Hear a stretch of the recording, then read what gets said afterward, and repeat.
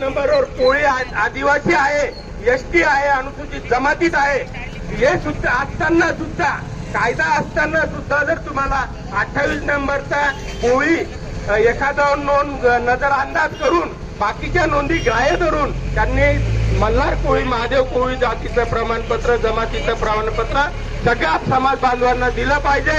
हा नियम आहे, हा राज्याचाही नियम आहे, कायद्यात आणि केंद्राचाही नियम आहे. दोघांचा नियमापेक्षा कमिटी मोठी नाही. आजपर्यंत कितीतरी कमिट्या महाराष्ट्र शासनाने गठीत केलेल्या आहेत. दस समिती झाली, दाजीबा पाटील समिती झाली, त्यानंतर सुधीर जोशी समिती झाली, अशा अनेक समित्या झालेल्या आहेत. त्या समितीवर आजपर्यंत कधी निर्णय झालेला नाही. मग या जिल्हा लेवलची समितीवर कधी निर्णय होईल हा फार मोठा गहन प्रश्न आहे. याला आम्ही सडेतोड असमर्थता दाखवली आणि विरोध केला की बुवा समितीचा विषय या ठिकाणी येत नाही.